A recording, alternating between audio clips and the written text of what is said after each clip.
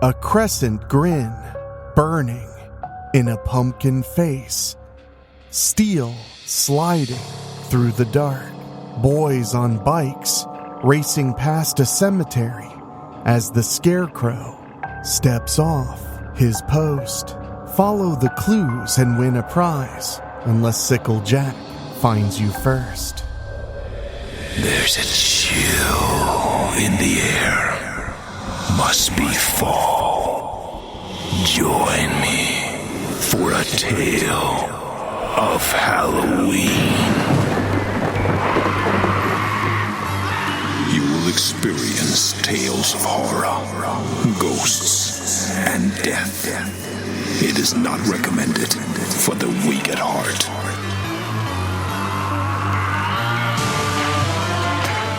Join me for a tale of Halloween. This is Weekly Spooky.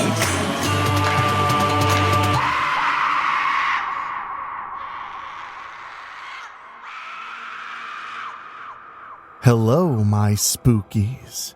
It's Friday, the third day of Halloween, and I'm your host and narrator, Enrique Couto. Happy to have you back, getting in the spirit of the season. Tonight's story involves a group of boys riding around on their bicycles on Halloween and encountering some deadly circumstances along the way.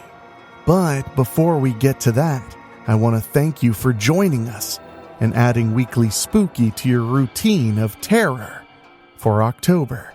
And I want to remind you, we're here all year long, bringing you a brand new terror tale every Wednesday. Halloween never ends when it's a frame of mind. So make sure you're subscribed on your favorite podcasting app. And while you're at it, leave us a 5-star rating on Spotify or Apple Podcasts. All of October, we'll be releasing a show every single day, and tomorrow is no exception, as we'll debut a brand new story from Rob Fields. And if you want to support us in a very direct way, just head to weeklyspooky.com/join. For as little as $1 a month, you get 2 bonus episodes every single month, plus 5 years of exclusive audiobooks and creepypasta readings, all at weeklyspooky.com/join. But as for tonight, what if the Halloween dare you couldn't resist wasn't a game at all? A scavenger hunt through playgrounds, alleys, and graves, each clue pulling you closer to a scarecrow with a pumpkin for a head and a sickle that never misses. Some legends wait all year for the one night when they can walk and collect. So get cozy. The story starts right after this.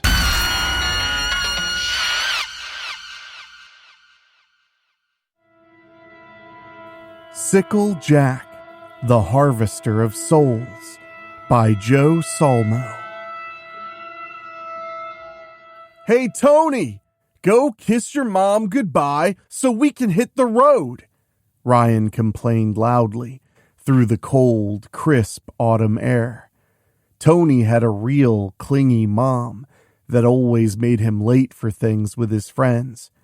Ryan, the oldest of the boys, didn't have any patience for family, living with his drunk father, who was either at the bar or passed out on the couch.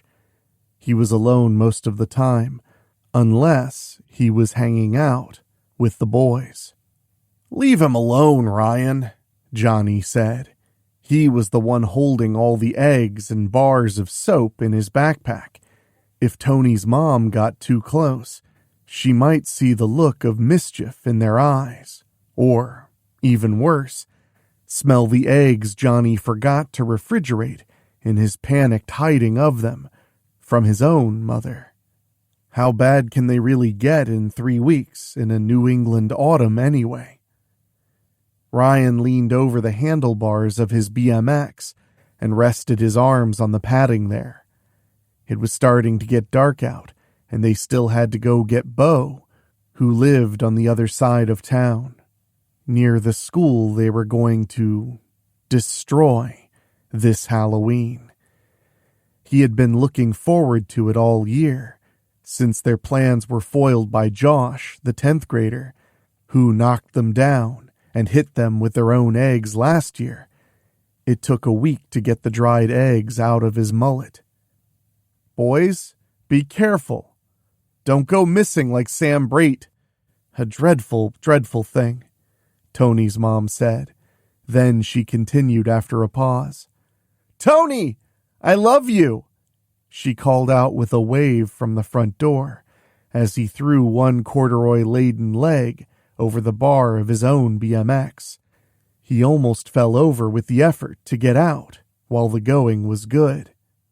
"For fuck's sake, you spaz! Get on that bike the right way and let's get the fuck out of here," Ryan said, straightening up on his own ride. "Ryan Dempsey, do you want me to tell your father what words I just heard come out of your mouth?" Tony's mom said, moving with a wave to planting her hands on her wide hips. "He taught me them," Ryan said with a smile. "Come on." He began to pedal down Orchid Street. After 30 feet, he turned and saw his friends, still waiting for Tony. He sighed loudly.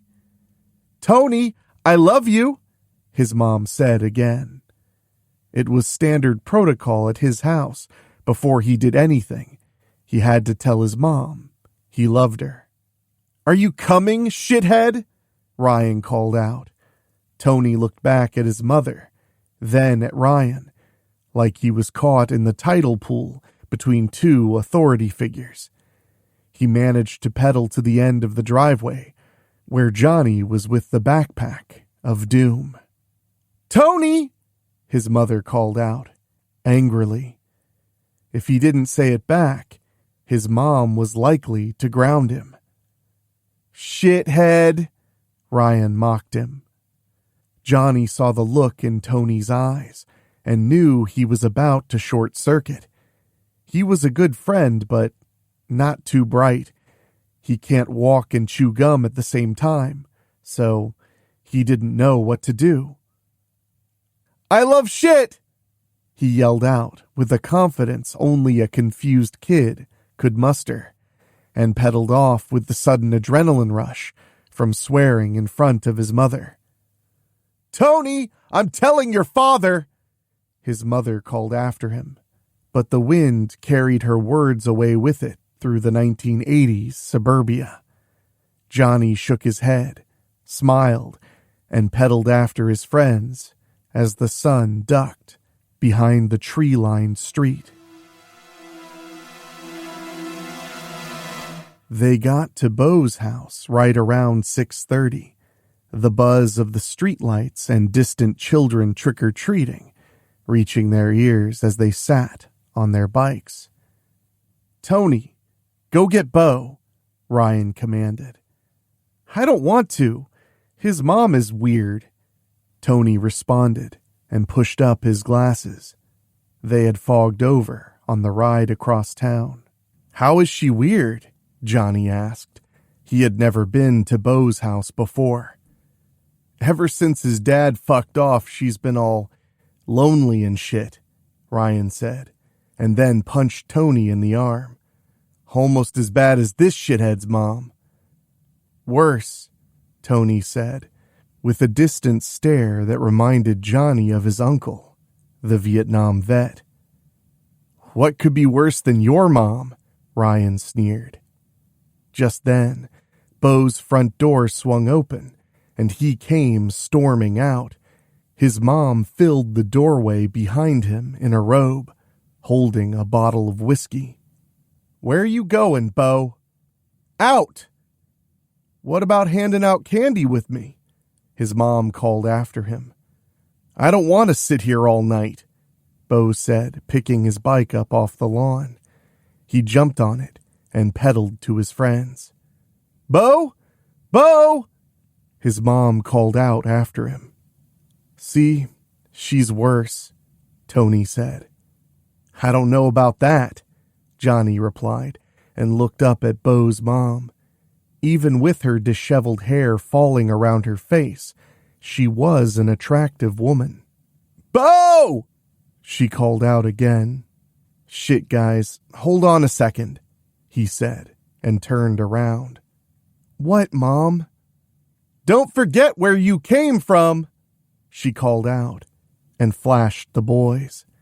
She wasn't wearing anything beneath the robe.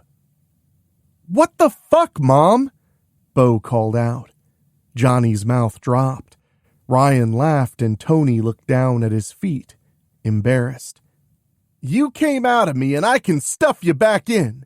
You mind your mother," she called out in a drunken slur. Bo's face grew red. "Go inside, you're embarrassing me," Bo called out. Bo's mom dropped the bottle, trying to close her robe in a rare moment of clarity, and ducked inside. "What the fuck was that?" Johnny asked him. "The booze is fine until she takes the pills. Then she gets weird like that," Bo explained. Ryan burst out laughing. "It's not cool to make fun of my mom," Bo said. He was younger than Ryan, but was tougher, and everyone knew it. He'd pop him one if he felt like it. "I'm not laughing at your mom, I'm laughing 'cause Johnny has a boner," Ryan said, and pointed. Johnny covered his crotch with his hands. "You should go give it to her. Make her forget all about Bo's dad," Ryan laughed. Bo rode the 6 or so feet over to Ryan and connected with a right that knocked the older boy off balance, and he fell to the concrete driveway. "Not cool," Ryan said, touching his nose gingerly. "Say something about my mom again," Bo said, standing defiantly. Don't go away. Weekly Spooky will be right back. "We're good," Ryan said, defeated. He righted himself, and they rode off in silence the last few blocks to the school. Just before they reached their destination for destruction, they ran into some familiar faces, partially hidden by costumes. Jenny, a popular girl from school, led her usual group of friends down the street towards them. Ryan locked on his bike's coaster brakes and skidded to within inches of the girls. "Hey, ladies," he said with a smirk. "Ugh, Ryan Dempsey," Jenny said, rolling her eyes skyward to her teased, Aquanet-encrusted, bleach blonde bangs. "Hi, Jenny," Johnny said shyly. "Oh, hi, Johnny. How's your parents?" Jenny used to babysit for Johnny a few years back. He had had a crush on her since then. "They're good," he replied. "Are you gonna study? What do you have in that backpack?" she asked him. The girls giggled at her joke. "Nah, we're going to go egg the school." Johnny didn't finish. Ryan elbowed him in the gut. "Shh," the oldest boy said. Johnny looked back at Jenny.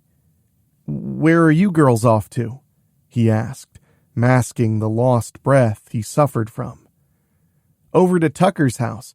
His parents are in the Bahamas for the week. All the cool kids are going to be there," Jenny said, and flicked her hair over the bare shoulder of her black spandex leotard. She had black lines painted on her cheeks like a cat. "Tucker," Ryan said under his breath. He was an older kid that had everything. He was super popular and played all the sports. Even the parents loved him. Ryan hated him. He was everything that Ryan wasn't. "You guys should totally come," Jenny's best friend Becky said. She was dressed as Wonder Woman and was the only girl in her grade that could fill a costume made popular by Linda Carter. "Maybe we will," Johnny said. "Later. And, keep an eye out for Sickle Jack," Jenny said, and walked past them. The girls all giggled. Johnny turned around to watch Jenny as she walked away.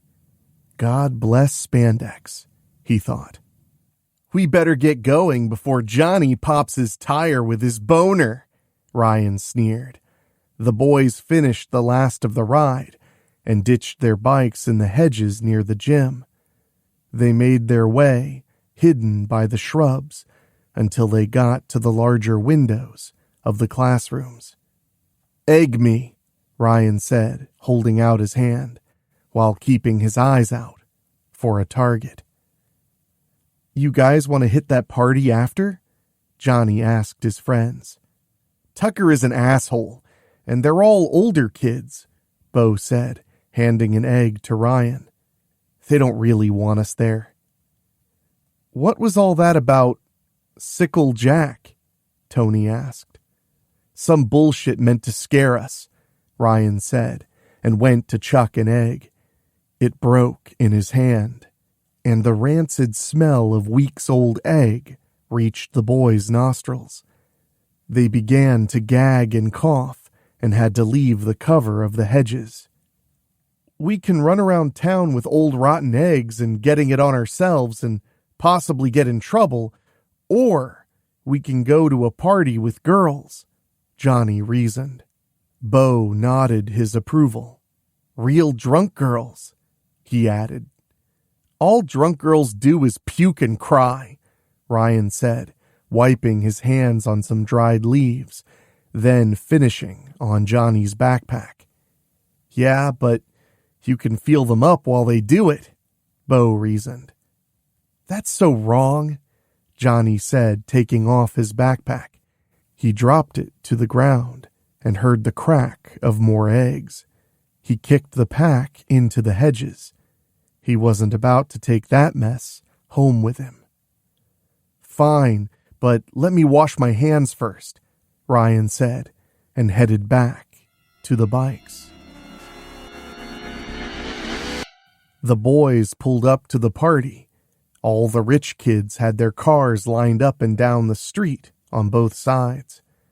Ryan spat, thinking about all the eggs they had abandoned and could have used just now. They leaned their bikes against a tree 2 houses down and went to the open front door. Inside were kids from school, all with those red plastic cups clumped in 2s and 3s as they drank Tucker's parents' liquor. Johnny looked around for Jenny and found her in the corner, talking to Josh Hamilton, the bully that thwarted them last year. Not this time, Johnny muttered to himself and headed for Jenny, but a girl wearing the sexiest cat costume he had ever seen bumped into him. Soft breast tissue pressed up against his bare arm, and he instantly covered his crotch with his hand to hide the growing embarrassment there. Who are you? He asked the unfamiliar girl. Brenda, she replied. I've never seen you at school before, Johnny said, as Bo and Tony caught up to him. They looked at the girl in awe of her blue eyes, black hair, and pale skin.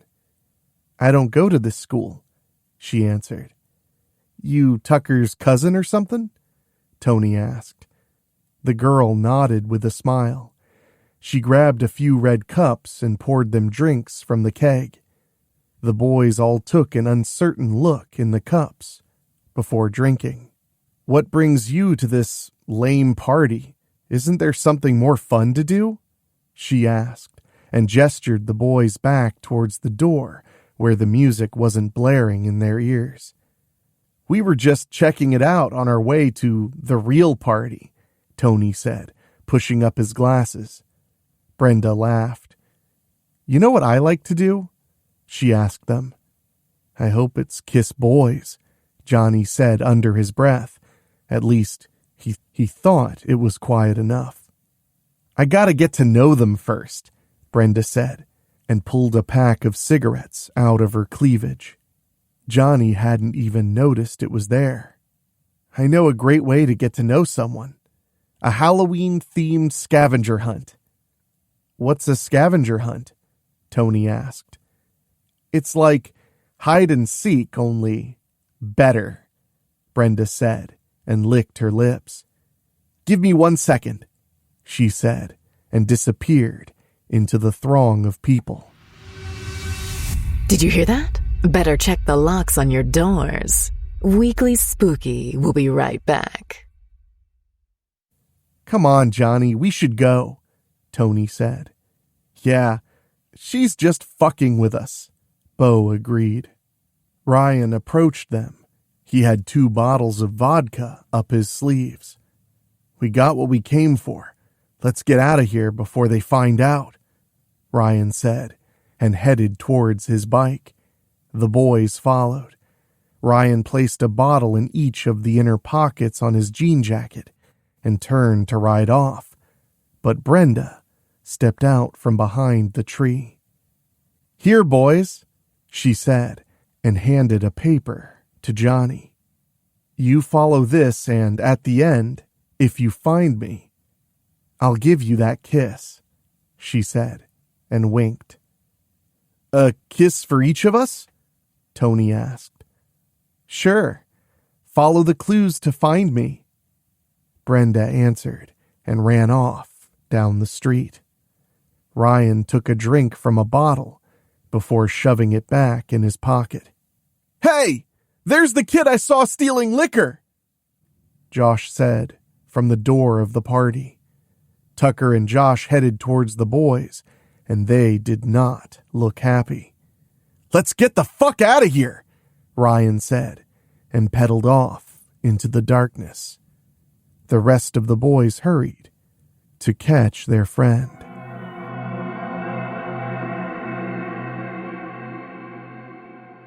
The boys gathered their breath a few blocks away. Johnny remembered the paper Brenda had given him and unfolded it.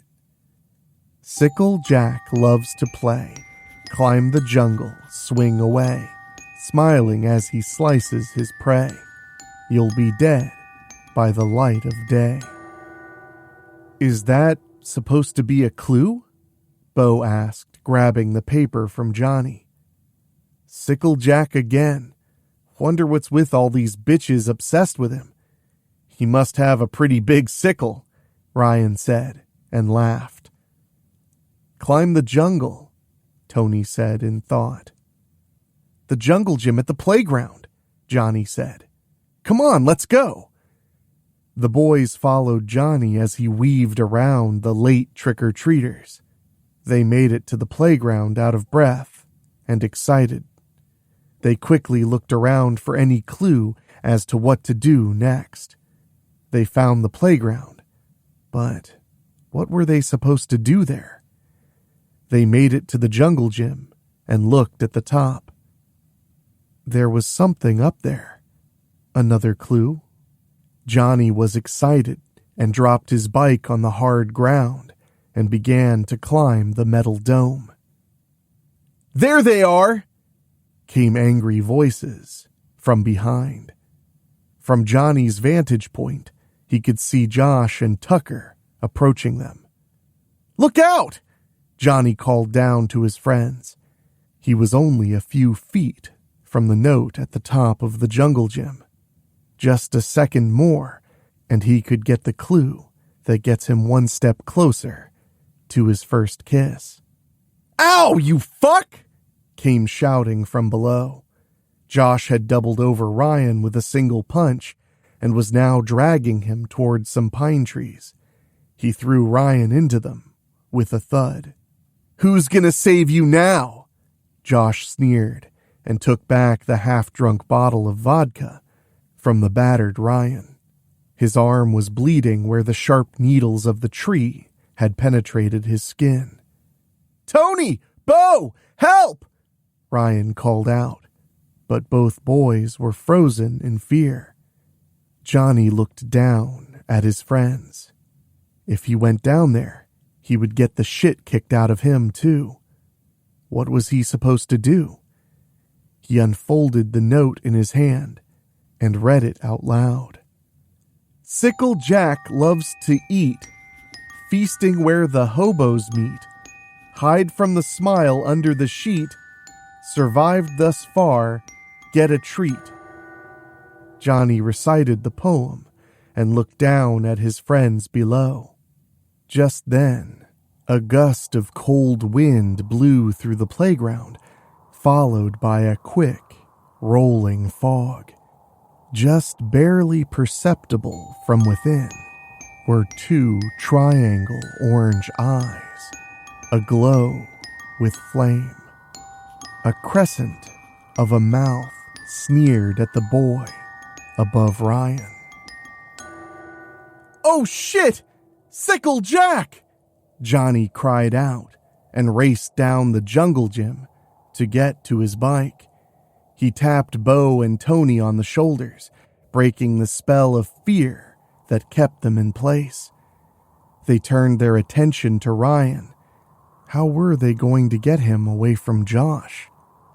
Just then, Josh made the most peculiar face as a loud squelching sound erupted from him. A metal protrusion had escaped his chest, and steaming blood dripped off the smooth, sharp metal blade. Josh rose in the air, mouth agape in pain, but only for a moment, before it went lifelessly slack. Tucker began to run. Sickle Jack let the other boy's body slide off his blade with a zing and chased after his prey. Johnny could hear the stuffed hay footfalls of the killer scarecrow as it disappeared into the fog. "What the fuck was that?" Ryan asked as he dusted himself off. He pulled the other bottle of vodka out and unscrewed the top, taking a long sip. "Fucking Sickle Jack! It had to be," Johnny said, getting on his bike. "Let's go!" The other boys all got on their bikes and started riding away from the fog. More scares to come. Weekly Spooky will be right back. "It can't be. He doesn't exist," Tony said as he pedaled as fast as he could. "Do you know anyone else with the first name Sickle? He was carrying a fucking sickle!" Bo shouted. "He killed Josh with it," Johnny said, wide-eyed. He was still in shock from what he saw. "Good riddance," Ryan said, looking at his scraped-up arm and almost crashing his BMX into Johnny. "What are we supposed to do now? Go to the police?" Tony asked. No cops. We're drunk and they'll try to pin Josh on us. They know we didn't get along," Ryan answered. "You're the drunk one. We haven't had any," Bo reminded him. Ryan was always stingy with sharing, even when he didn't pay for it. "Then where are we going?" Ryan asked, skidding to a halt on the dark street. "We got another clue," Johnny said, and read it to the boys. "Hobos?" Bo asked.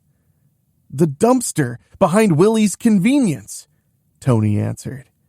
The boys raced off now that they had a destination in mind. "Maybe someone can buy us beer," Ryan said excitedly. The boys dumped the bikes along the fence that led down the alley next to Willie's Convenience store. An older kid popped out the glass doors with a 6-pack of beer and headed to his friends waiting in the car. "Jimmy'll buy for us," Ryan said excitedly. "We don't have any money. Who's going to pay for it?" Bo asked. Tony nodded his head in agreement. Johnny wasn't part of the conversation because he was heading back towards the dumpster behind the concrete block building.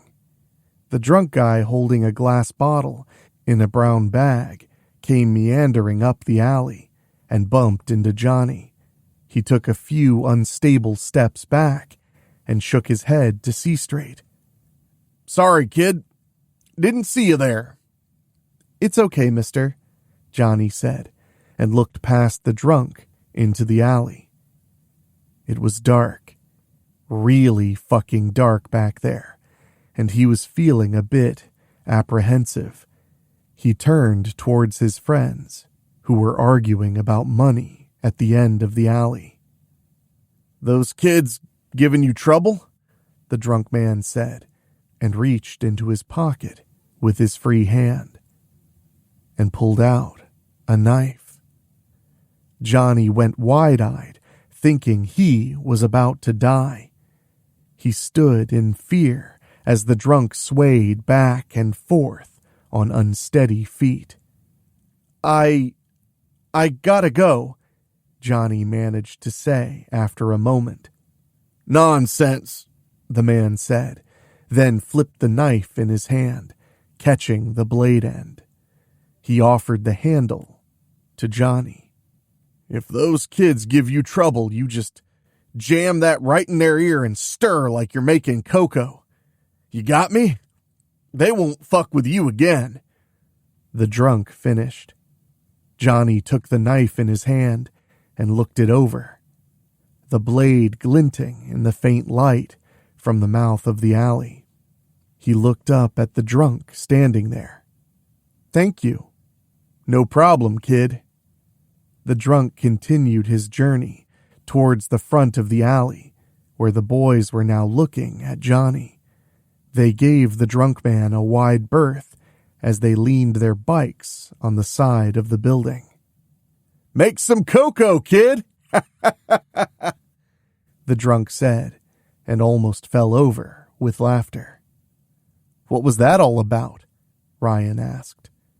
"Just some drunk nut," Johnny replied, sliding the knife into his back pocket to hide it. The last thing he needed was Ryan trying to take it. They headed to the dumpster in the near complete darkness. Johnny got an uneasy feeling as they heard a rustling coming from behind the giant metal garbage can. "You think the note is in the dumpster?" Tony asked with disgust in his voice. "No idea. Hope not," Johnny replied as he ran his fingers along the cold metal, feeling his way around. Again, the rustling. Was the wind blowing something plastic around? A flicking sound came from behind him. He turned to see Ryan lighting a lighter in his right hand. "Where did you get that?" Johnny asked. "Bo's mom left it at my house last night," Ryan quipped. An audible smack came from behind the light, and everything went dark. "Ow, you fuck! You made me drop the lighter!" Ryan complained. "What did I tell you about my mom?" Bo asked. "That she gives good head?" Ryan said, and ran back towards the bikes with a cackle.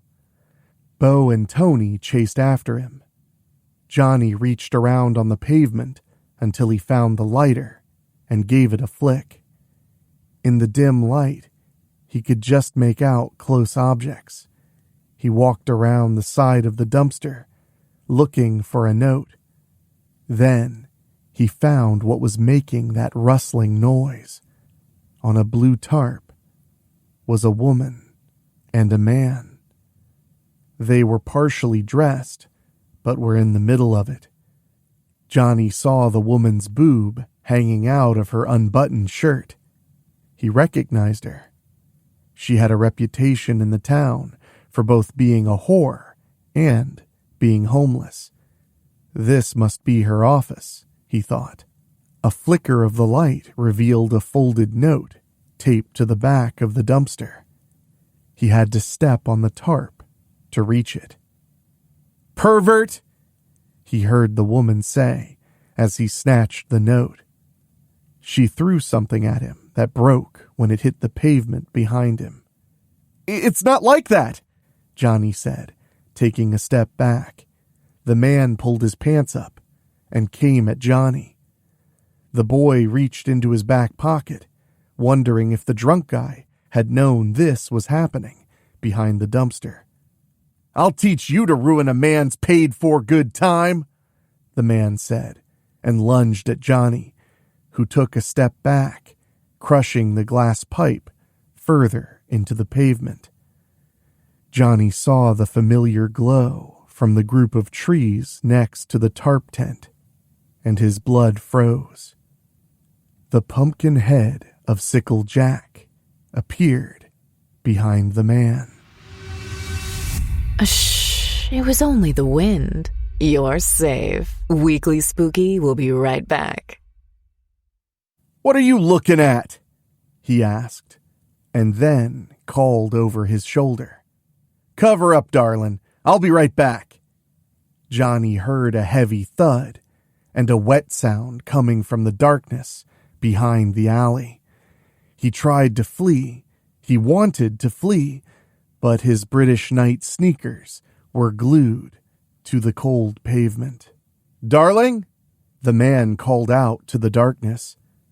It was the last words he ever spoke, as his mouth cavity became the temporary home of a long, curved blade.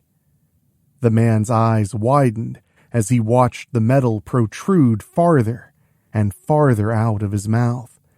He made a few gagging sounds before slumping on the blade. That sight freed Johnny's paralysis, and he raced down the alley, grabbing his bike along the way. He pedaled as fast as he could and exited the alley at full speed, almost getting creamed by a red Chevy passing by. He looked up and down the street quickly and saw his friends about a block away. "Go, go, go!" he said as he passed them, still clutching the dumpster note in his hand. They pedaled for a few minutes before the adrenaline wore off enough for Johnny to stop. 2 close calls in one night. He wondered if he should just go home.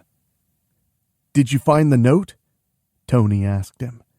"Yeah, it was taped to the back of the dumpster," he replied. "You see a rat or something?" Ryan asked. "Sickle Jack killed a prostitute and her John," Johnny said. "No shit?"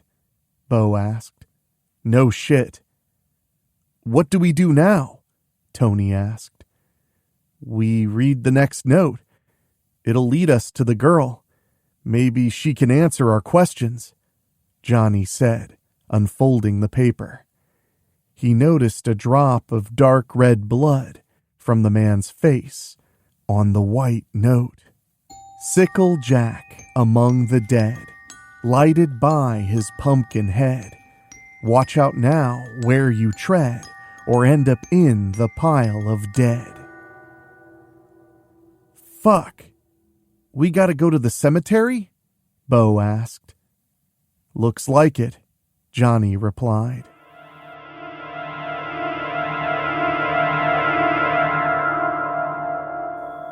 The boys reached the wrought iron gates of Cornwall Cemetery and threw their bikes over the fence. The gates were chained loosely, and the boys squeezed through. The silent sentinels of stone stood in front of them, with the breeze whipping up splashes of orange and red leaves. "See anything?" Tony asked. It was obvious that he was scared. The rest of the boys were too, but Tony had a shit poker face. "Nothing yet," Johnny said, reading the note again for inspiration. "Let's check it out," Ryan said, and pedaled up the dirt path leading farther into the cemetery. "Here it says the pile of dead. Is there some place where bodies are piled?" Johnny asked his friends as they followed the path. "I think they just dig a 6-foot hole and drop one in and cover it up," Ryan explained while finishing off the rest of the vodka. "What about those stone buildings over there?" Bo asked. "The mausoleums?" Tony replied. "Yeah, some of those are stacked up. I guess it's kinda like a pile." Worth a shot, Ryan said, and chucked the empty bottle. It smashed on a stone in the distance. You have a contract to be an asshole, or does it come naturally? Bo asked the oldest boy.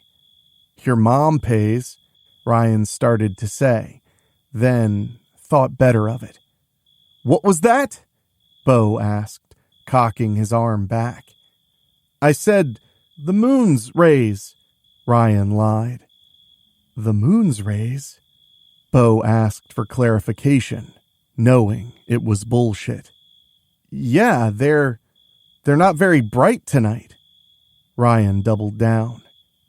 Bo lowered his fist with a sneer. They walked up to the doors of the mausoleum.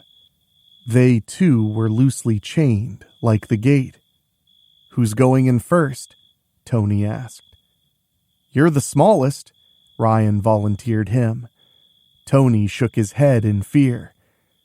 There was a rustling from within the ajar doors. Oh, that's probably a raccoon or skunk or something, Ryan said. Now get in there. He pushed Tony until he was up against the door. Come on, he's scared, Johnny protested. What's that? You volunteering? Ryan asked. Yeah, I'll go. This whole scavenger hunt thing was my idea to find Brenda and get a kiss. Now at least 3 people are dead, Johnny explained. You didn't kill them, though. Sickle Jack did, Tony reasoned. He seemed to be where we were, Johnny said. The boys took a second to look around at their surroundings. Okay, here I go, the love-struck boy said, and slid under the old loose chains on the doors. He heard the rustling inside and told himself it was just a rodent. He pulled the lighter from his pocket and flicked it. He saw nothing dangerous and called to the other boys. One by one, they entered the mausoleum and spread out in the faint, flickering light. Is that my lighter? Ryan accused and tried to grab it from Johnny, but he was too fast for the drunken boy. I need it, Johnny explained, and started walking down the inner wall, reading the names carved into the stone. What are we looking for? Bo asked. A note telling us where to go next. Or Brenda, Johnny added, after a second of thought. He had no idea how long this scavenger hunt would last. Was it even a scavenger hunt anyway? He heard the boys going the other direction, looking at the stones. Bo had matches, and they were looking around in short bursts from the matchlight. A glimmer of the faint moonlight shone through a broken stained glass window, illuminating a white square ahead. The moon's rays, as Ryan said. Johnny's heart raced at the sight of the note. He walked faster and snatched it from the stone wall. I got it, guys! He turned around in his excitement to see the boys illuminated by a flashlight and 2 other people in the mausoleum with them. Are you afraid? Good. Weekly Spooky will be right back. He thought they were busted at first, but realized it was a pregnant lady and her small child holding a bag of Halloween candy. Thank you for letting us in, the woman said. It was following us down the road, some creep in a scarecrow costume carrying a sickle in his hand, the woman said, and Johnny's blood ran cold. We need to get out of here, he said. This is how it's been going all night. Who's coming? The woman said. Her daughter tugged on her sleeve. The Pumpkin Man, the girl said, as the doors busted open. The little girl got hit by the doors and slid across the floor. Johnny caught her before she hit the wall. Sickle Jack entered the museum and turned his great pumpkin head around, looking at them all, one by one. "Do you know who my husband is?" the woman demanded, and put her hands on her hips. Sickle Jack took a swing with his sickle at her face, and she jumped back, surprisingly agile for a pregnant woman. She ducked behind Ryan and grabbed his shoulders. Ryan tried to shake her off, but she gripped him tight.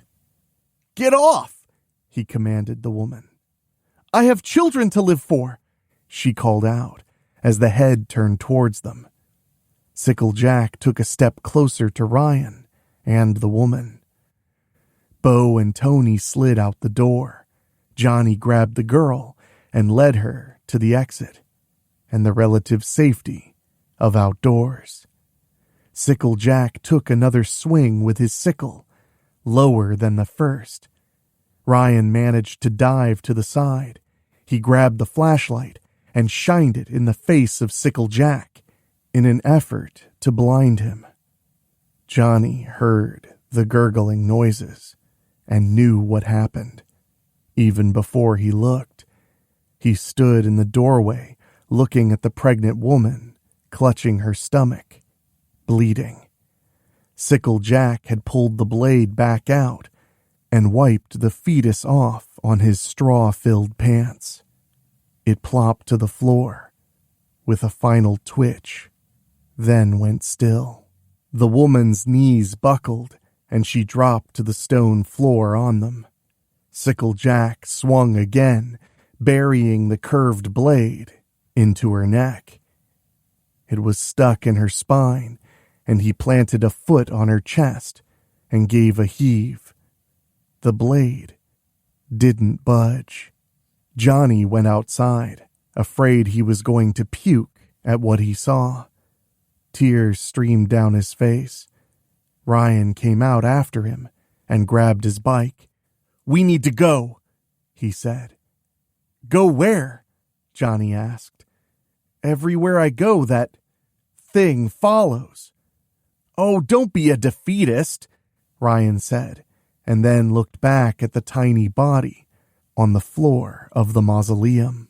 Sickle Jack had just freed his blade and was dispatching of the mother's limbs. "Ha! Get it? Defeatist. Defeatus?"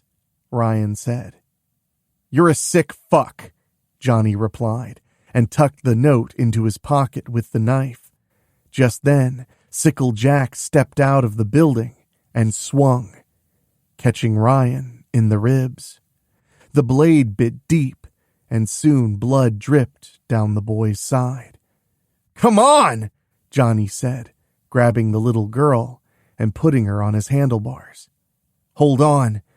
Tony, Bo, and Johnny pedaled back to the gates as fast as they could. "Can we go to the cops now?" Tony asked.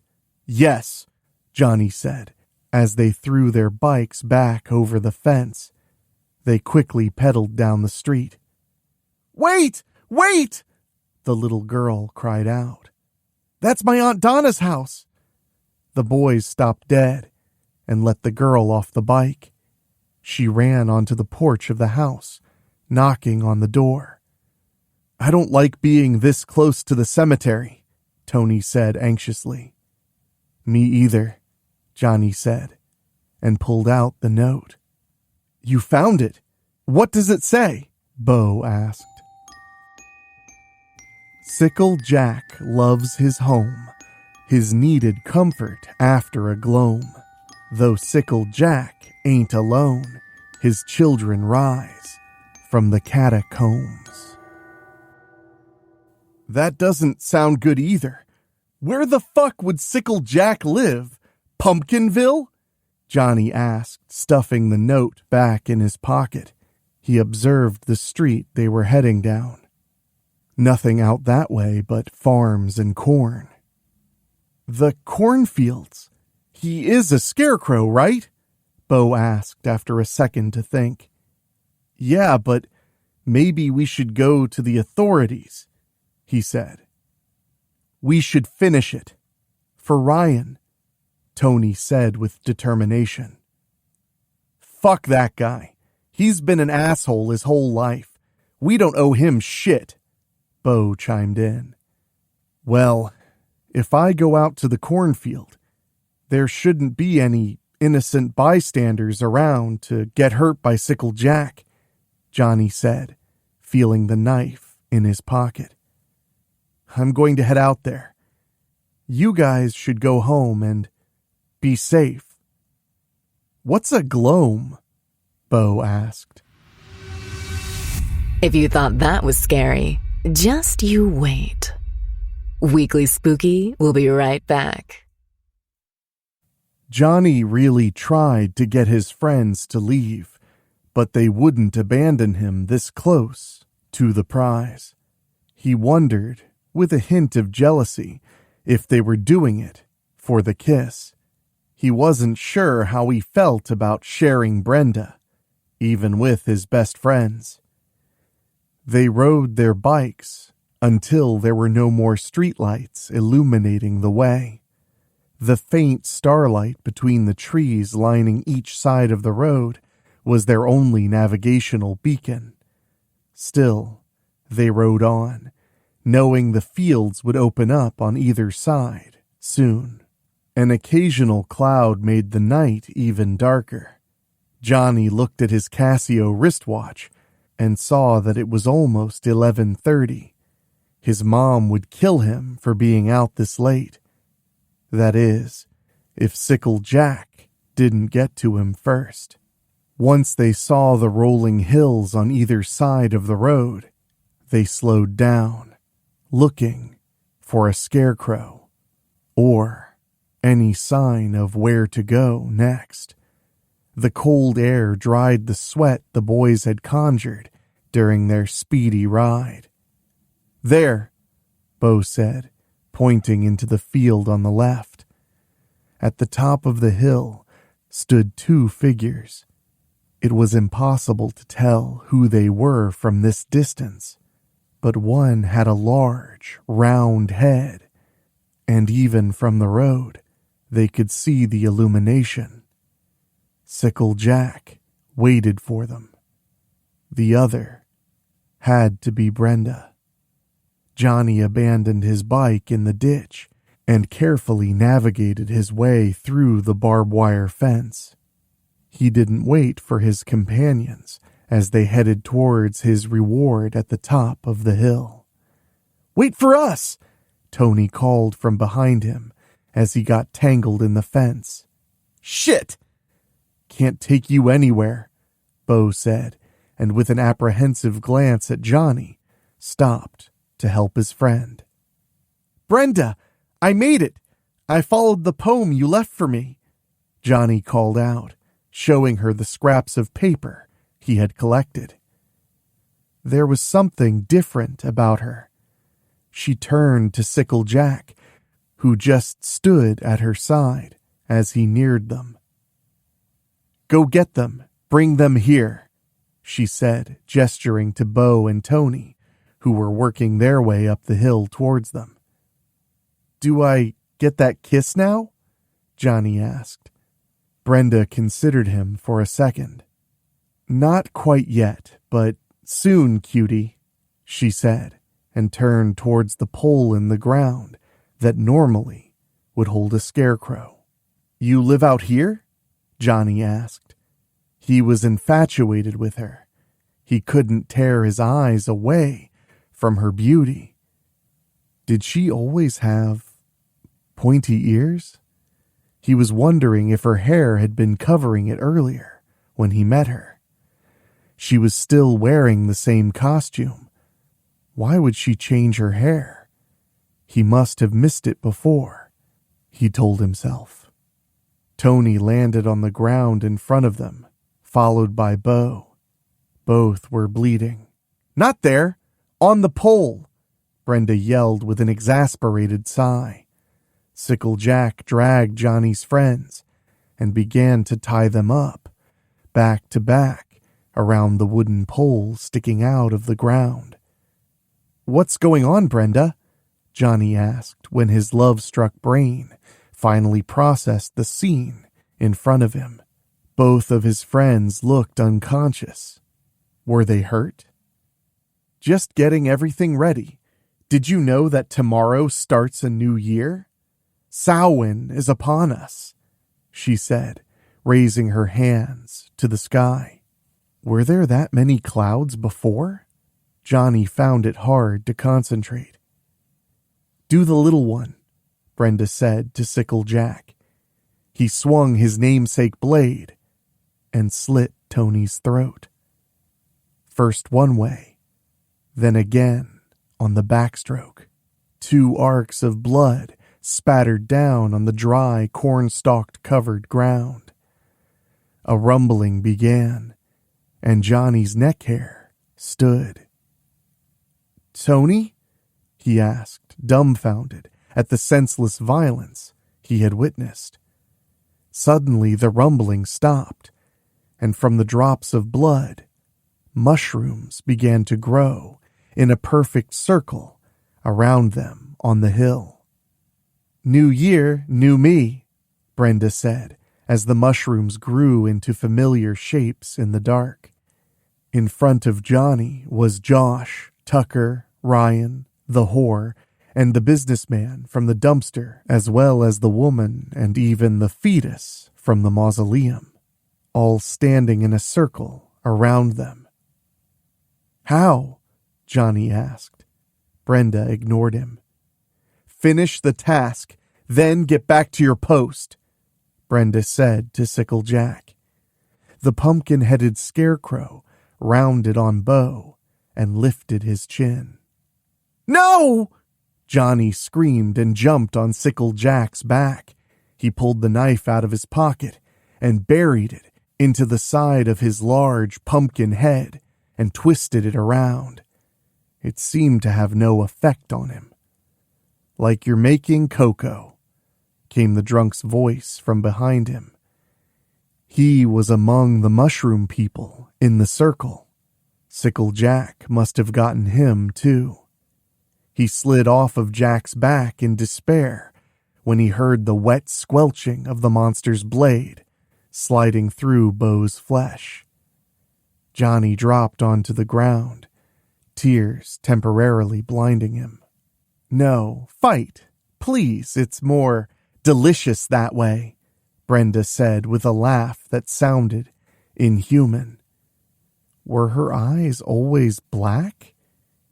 "Tears are bitter, but adrenaline-fueled fear is like an energy drink for you mortals." Sickle Jack finished with Bo and climbed up onto the pole. He slid the sickle into his rope belt and placed his arms out like a hay-stuffed Jesus. The lights dimmed in the pumpkin head and then finally went out. The pumpkin cracked and fell off the body, leaving a boy's face behind. "Sam Brait?" Johnny asked. "But he disappeared last Halloween." "Did he?" Brenda asked. "I knew where he was all along," she said, and drew closer to Johnny. Were her fingers always that long and pointy? The mushroom people closed in on Johnny and reached out with arms that were both fungi and flesh. They gripped him tight and held him as Brenda closed the gap. "It's time for your kiss," she said, and smiled. Were her teeth always so pointy? Johnny tried to wrestle free from the grasp of the mushroom victims of Sickle Jack, but they held him tight. There was no escape. Brenda planted her lips on his. He had to admit that part wasn't the worst. But then something entered his mouth, and it wasn't her tongue. It was hard and woody flavored. It grew into his head, exploring all the cavities it could find, up into his sinuses, down his throat. He found it hard to breathe. Brenda backed off, and Johnny saw that it was a pumpkin stem reaching from her mouth into him. He passed out from the horror.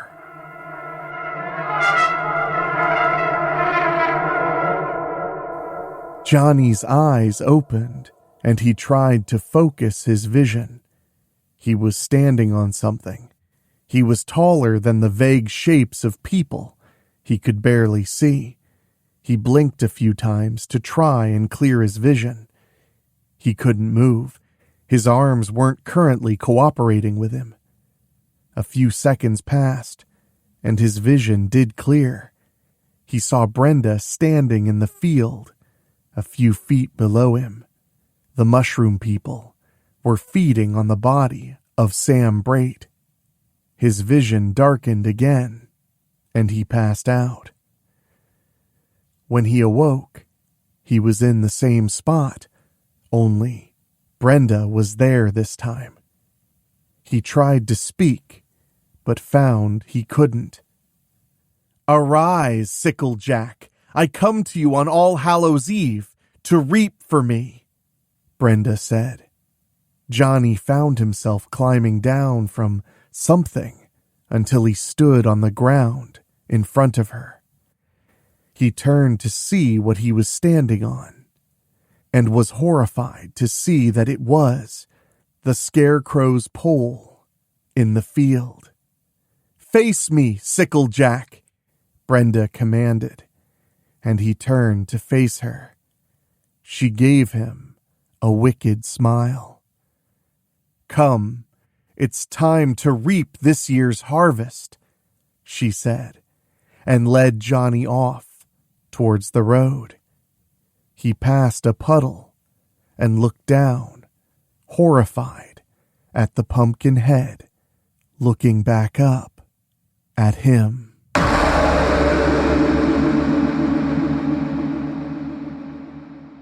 And that was the legend of Sickle Jack, the pumpkin-headed harvester who never lets a soul escape his sickle's swing. But don't blow out your jack-o'-lanterns just yet, my spookies, because tomorrow, the terror takes a very different shape. We'll meet a girl who thought she'd beaten death herself until a nightmare experiment left her carrying something far worse. In Strickfield, she's whispered about as AIDS Mary, a walking curse who leaves lipstick warnings and bodies behind wherever she goes. So join us tomorrow for night 4 of 31 shows in 31 days as the season grows darker, deadlier, and more unforgettable. If you want to help support Weekly Spooky as we reach our 6-year anniversary on October 31st, simply head to weeklyspooky.com/join. For as little as $1 a month, you get 2 bonus episodes every month and 5 years of exclusive audiobooks and creepypasta readings. And I want to say an extra special thank you to our Patreon podcast boosters, folks who pay just a little bit more to hear their name at the end of the show.